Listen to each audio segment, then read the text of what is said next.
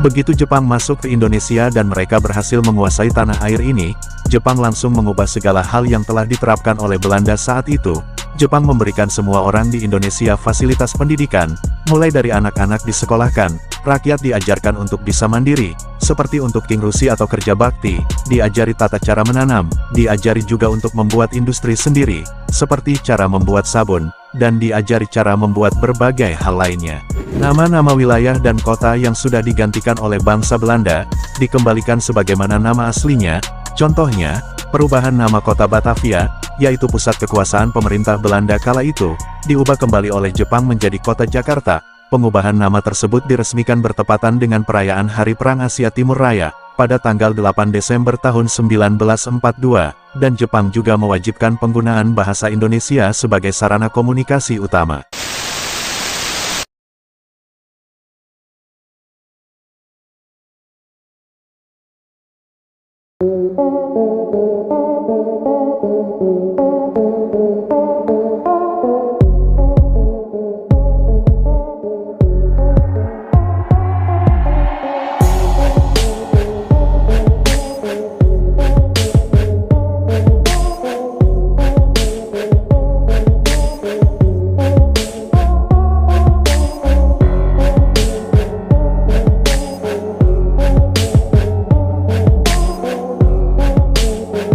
Hai sobatku tercinta, selamat datang kembali di channel saya ini.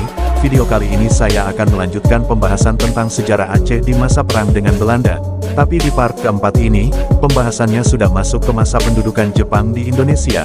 Untuk kalian yang belum melihat video part 1, 2, dan 3-nya, agar terarah dan nyambung sejarahnya saat kalian mendengarkan, di deskripsi video ini sudah saya sediakan link video part 1, 2, dan juga part ketiganya. Oke sobatku tercinta, seperti biasa sebelum kita lanjut ke topik pembahasannya, bagi kalian yang baru bergabung di channel ini, mari sejenak ringankan tangannya untuk tekan subscribe, dan aktifkan juga tombol lonceng notifikasinya. Terima kasih.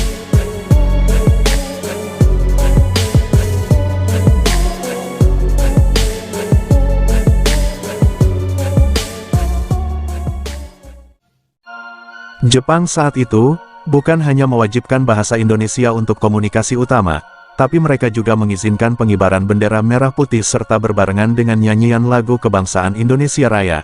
Dalam hal ini bangkitnya harga diri dan kebanggaan sebagai bangsa Indonesia. Itu tentu saja bagian dari narasi besar Jepang yang menyatakan diri sebagai saudara tua sesama Asia. Kenyataannya, selama masa kekuasaan pendudukan Jepang di Indonesia, pemerintah militer Jepang berusaha memobilisasi seluruh sumber daya di Nusantara, yakni mineral dan bahan mentah hasil bumi berupa pangan dan sumber daya manusia. Itu semua tidak lain adalah untuk kepentingan perang Jepang sendiri. Bulan Maret tahun 1942, Jepang membentuk pemerintahan sementara yang disebut dengan Pemerintahan Militer Jepang di Indonesia. Pusat pemerintahannya berada di Jakarta. Saat itu Letnan Jenderal Hitoshi Imamura menjabat sebagai Panglima tertinggi, sekaligus sebagai pimpinan tertinggi pemerintahan militer Jepang di Indonesia saat itu. Pemerintahan militer tersebut dilengkapi 5 departemen, yaitu Departemen Umum, Departemen Keuangan, Departemen Perusahaan Industri dan Kerajinan Tangan, Departemen Lalu Lintas, lalu Departemen Kehakiman. Pemerintahan ini bertujuan untuk menyosialisasikan segala kebijakan Jepang kepada rakyat Indonesia. Jepang juga saat itu melakukan pendekatan kepada rakyat Indonesia dengan membentuk Gerakan Nasionalis Jepang, salah satunya Gerakan 3A, yang terbentuk pada tanggal 29 April tahun 1942. Gerakan ini adalah bentuk propaganda Kekaisaran Jepang pada masa Perang Dunia II dengan slogan Jepang Pemimpin Asia, Pelindung Asia, dan Jepang Cahaya Asia. Tujuannya, untuk memikat hati dan menarik simpati rakyat Indonesia agar mau membantu Jepang dalam penguasaan Asia Timur Raya. Namun gerakan ini kurang mendapat perhatian dari rakyat Indonesia kala itu. Masuk ke bulan Juli tahun 1942, Jepang membebaskan tokoh-tokoh nasional yang ditawan oleh Belanda kala itu. Tokoh-tokoh tersebut diantaranya ialah Soekarno dan Muhammad Hatta. Tindakan ini dilakukan oleh Jepang guna untuk mengambil hati rakyat Indonesia, dan Jepang juga memberi beberapa janji yang tujuannya agar tokoh-tokoh tersebut bisa mengajak seluruh rakyat bersedia bekerja sama dengan pemerintahan Jepang. Janji-janji tersebut diantaranya adalah, Jepang menjanjikan kesetaraan status antara warga Jepang dan warga Indonesia kala itu. Kerja sama antara Soekarno dan Hatta dengan pemerintahan Jepang pada akhirnya adalah panggung sandiwara tingkat tinggi. Kedua belah pihak memainkan strategi berbahaya dalam situasi genting Perang Dunia Kedua, dan rakyat Indonesia sendiri tidak mempunyai pilihan lain di saat itu. Rakyatlah yang menjalankan takdir kepedihan tersebut dan larut dalam takdir masa perang. Setelah itu, untuk melancarkan agendanya, pemerintahan Jepang melakukan propaganda besar-besaran pada bulan Agustus tahun 1942. Satu departemen propaganda Jepang yang bernama Sendenbu, dibentuk di bawah pemerintahan militer Jepang, dan badan tersebut menyebar dari tingkat pusat hingga tingkat daerah. Sendenbu menjadi corong agar rakyat Indonesia memberi dukungan sepenuhnya kepada saudara tua yang sedang melangsungkan Perang Suci, perang yang mereka kampanyekan untuk membangun kemakmuran bersama bagi seluruh bangsa Asia Pasifik. Ketika Jepang telah berhasil mendekati sejumlah tokoh-tokoh penting politik dan juga para ulama di tanah air, Jepang kemudian merekrut kalangan pemuda, guna untuk memperkuat garis pertahanannya dari serangan sekutu di Indonesia. Pada awal tahun 1943, Jepang gencar mempropagandakan pembentukan sistem perlawanan dari kota sampai ke pelosok desa, dengan menyisipkan disiplin militer ke dalamnya, taktik dan strategi yang mengatasnamakan bela negara. Lalu Jepang mulai membentuk sejumlah organisasi militer dan semi-militer, yang kemudian diikuti oleh banyak pemuda tanah air. Pada tanggal 29 April tahun 1943, Jepang membentuk Seinendan dan Keibodan. Seinendan tersebut hampir mirip dengan Karang Taruna pada saat ini, sedangkan Keibodan adalah organisasi keamanan desa, atau hampir sama dengan Siskamling di masa sekarang. Lalu pada bulan Agustus tahun 1943, pemerintah Jepang memasukkan pendidikan militernya pada Seinendan, karena berubahnya situasi perang yang dialami Jepang saat itu.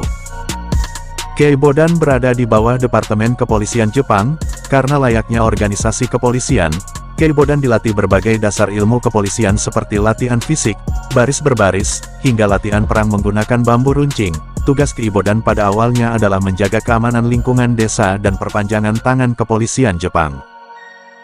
Tanggal 2 September tahun 1942, Markas Besar Angkatan Darat Jepang menginstruksikan pemerintah militer Jepang untuk membuat pasukan pembantu tentara Jepang di Indonesia. Pasukan tersebut diberi nama Heiho. Tugas pasukan Heiho adalah melakukan pekerjaan kasar, yang sifatnya membantu pasukan militer Jepang di Indonesia. Namun pada tahun 1943 seiring memburuknya kondisi peperangan, Heiho dipersenjatai dan dilatih perang oleh tentara Jepang. Perihal tersebut sampai pada tahun 1944 awal, jumlah pasukan Heiho lebih dari 30.000 orang yang tersebar di seluruh wilayah Indonesia. Setelah itu Jepang mengirim sebagian dari mereka untuk membantu pertempuran di Burma dan Morotai. Selain militer, Jepang juga memperkuat mobilisasi sipil di tingkat desa dengan membentuk Tonarigumi pada Januari tahun 1944. Tonarigumi tersebut ialah suatu sistem yang bertujuan memudahkan pengawasan terhadap masyarakat desa, sehingga Departemen Keamanan dapat dengan mudah menghalau mata-mata dari pihak sekutu atau golongan separatis yang akan melakukan pemberontakan terhadap Jepang. Setelah beberapa bulan dibentuk Tonarigumi, pihak Jepang mengalih fungsi pada sistem tersebut, yakni Jepang menggunakan Tonarigumi sebagai agen penyalur tenaga kerja paksa atau Romusa. Romusa tersebut adalah kerja paksa yang dilakukan oleh Jepang sejak bulan Mei tahun 1942, dan Jepang saat itu menggunakan tenaga kerja rakyat sebagai buruh umum, pabrik, perkebunan dan pertambangan. Semua itu adalah milik Jepang yang ada di luar Jawa dan Asia. Romusa saat itu menjadi gabungan dari program pemerataan kekuatan penduduk dan pemanfaatan tenaga kerja rakyat, dan saat itu Soekarno juga tergabung dalam program Romusa selama beberapa hari, dan Romusa saat itu telah menjadi tenaga utama, yang terus diperas untuk kepentingan perang Jepang. Kebijakan pengiriman Romusa ke beberapa wilayah kekuasaan Jepang terus berjalan sampai akhir masa Jepang di Indonesia, dan pada saat Romusa tersebut berjalan, banyak rakyat yang meninggal dunia. Tahun 1943, Angkatan Perang Jepang mulai berada pada posisi yang sulit di berbagai front pertempuran. Mereka semakin terdesak oleh serangan sekutu, satu demi satu garis pertahanan jatuh, demikian juga dengan pasukan tentara mereka yang terus berkurang. Dalam situasi genting tersebut, Jepang pun meningkatkan perekrutan pemuda Indonesia untuk dijadikan Heiho, Sendenbu sebagai biro propaganda. Tidak henti-hentinya menghembuskan kisah-kisah kepahlawanan kepada Heiho di medan perang. Semua itu tidak lain hanyalah untuk menarik perhatian pemuda Indonesia, agar para pemuda tersebut berminat atau mau bergabung menjadi milisi mereka. Sebenarnya, propaganda yang berlebihan tersebut adalah gambaran pemerintah militer Jepang yang sedang berada di perujungan masa, karena saat itu pihak sekutu terus mendesak dan mengancam Jepang di berbagai medan pertempuran, namun tujuan Jepang saat itu mempropagandakan seruannya, guna untuk mengikuti teladan anggota Heiho yang bersedia berkorban nyawanya demi membela negara. Itu semua adalah cerminan dari kamikaze, yaitu pasukan berani mati Jepang. Pasukan berani mati tersebut akhirnya dibentuk juga oleh Jepang di Indonesia, yang dikenal dengan sebutan Barisan Jibakutai. Jibakutai saat itu resmi dibentuk oleh Jepang di Indonesia yaitu pada tanggal 8 Desember tahun 1944. Pada masa itu, Barisan Jibakutai tersebut dikampanyekan karena telah memiliki anggota sebanyak 50.000 orang, satu jumlah pasukan yang sangat banyak sebagaimana layaknya bentuk propaganda. Ternyata kenyataannya, Jibakutai tersebut bukan barisan yang benar-benar tetap atau permanen, sebagaimana organisasi semi-militer lainnya yang ada di Pulau Jawa kala itu, dan dari sekian banyak organisasi bentukan Jepang, Peta memiliki tempat tersendiri dalam sejarah negeri Indonesia ini. Peta adalah singkatan dari Pembela Tanah Air, pasukan sukarela yang dibentuk pada tanggal 3 Oktober tahun 1943. Sebelum pembentukan Peta, Heiho adalah organisasi utama para pemuda Indonesia. Namun Heiho hanya diarahkan sebagai pekerja kasar di satuan militer Jepang. Mereka bertugas untuk membangun kubu pertahanan dan jalur pertempuran maupun membantu tentara Jepang di medan perang. Itulah sebabnya banyak anggota Heiho yang dikirim ke garis depan wilayah pertempuran Jepang melawan sekutu dan Amerika, termasuk juga di Kalimantan, Papua dan juga tempat lainnya. Keberhasilan pembentukan Peta tidak bisa dilepaskan dari beratnya kondisi bala tentara Jepang dalam Perang Asia Timur Raya. Saat itu sekutu mulai menyerang wilayah Indonesia yang telah menjadi benteng terakhir Jepang di kawasan Asia Tenggara.